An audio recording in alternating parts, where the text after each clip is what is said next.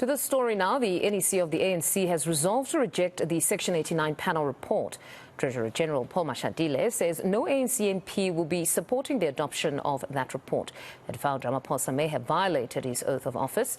The Parliament sitting expected to debate the report, is rather expected to debate the report next week.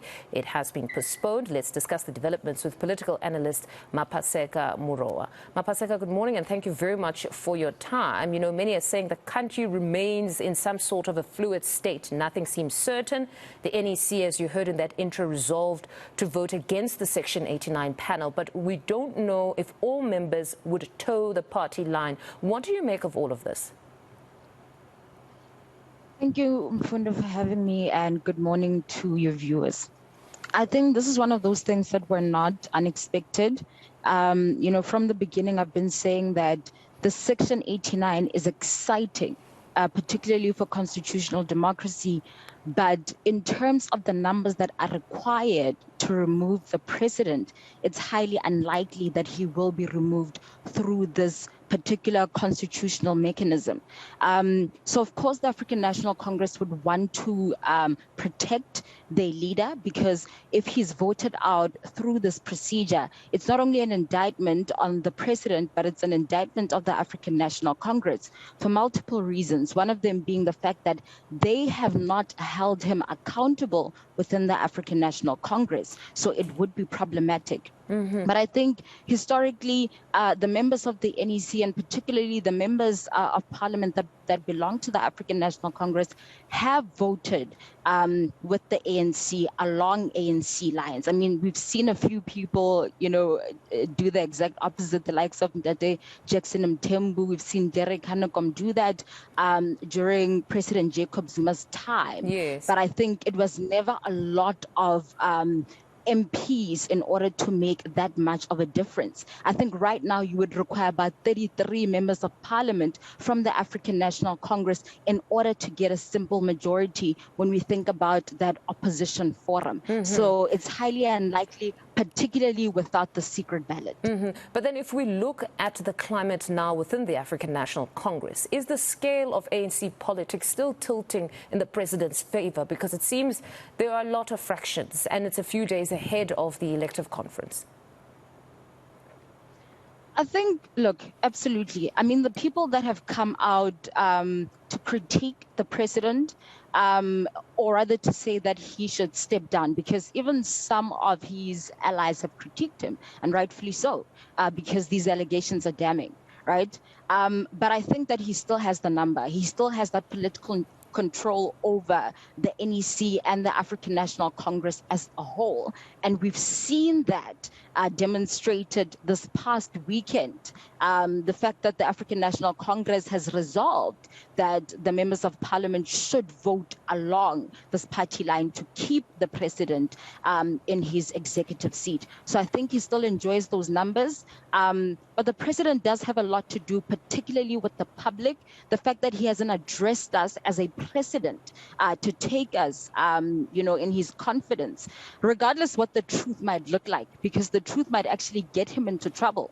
It might be criminally consequential, but he at least needs to sit and say, fellow South Africans, I take cognizance of what's going on, and we are working on it. And I respect the constitutional mechanisms that are being, you know, utilized by Parliament. And of course, I will submit myself to that because I am a constitutional being. I'm a law graduate. I was a chairperson of the Constitutional Assembly that drafted this constitution. So if there's anybody who should embody constitutional democracy, it's me. But now clearly that's questionable. So that particular statement that was released straight after the release of that Section 9 panel report does not suffice, according to you. There should have been now more where he now physically or on television addresses the nation beyond just the statement that was released.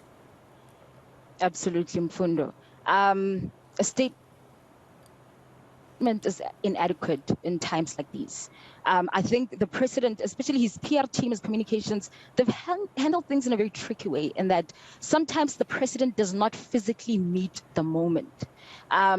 I mean, the way that he's engaged with the media in particular, these days he makes statements, but he doesn't take questions. That's questionable.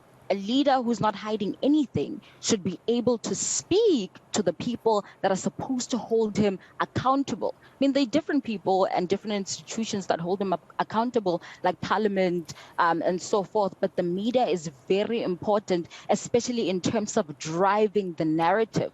While the constituency of the African National Congress might vote on the basis of the resemblance theory, fear of change.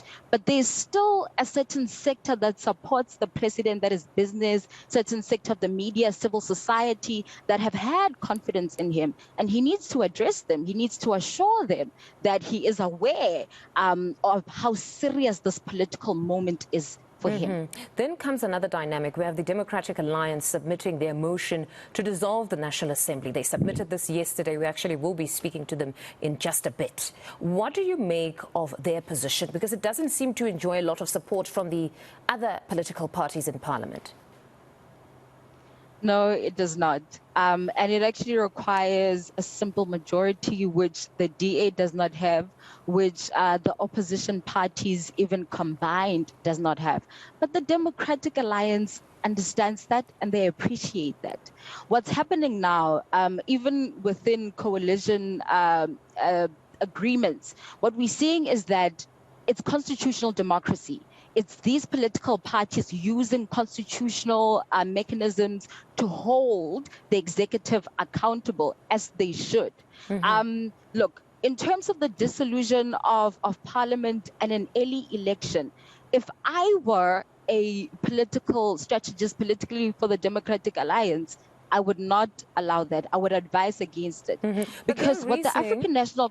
Apologies for interjecting there. We seem to have run out of time. But their reasoning is that they do not see a credible candidate coming from the African National Congress should the president be removed. In particular, they are raising concerns around the deputy president. So is it not them trying to address that issue of saying, perhaps we need to go back to elections and see if they will get an outright majority as the African National Congress in this instance, because and just take their chances, because they're clearly not happy with perhaps a candidate coming from the ANC right now?